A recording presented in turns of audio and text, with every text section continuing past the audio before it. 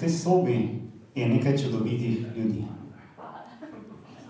Sveti Nikolaj, daj jim zlato v nogavice. Daj jim naraščaj in gratis plenice in rdečice v lice in makove potice in zdrave lasne konice.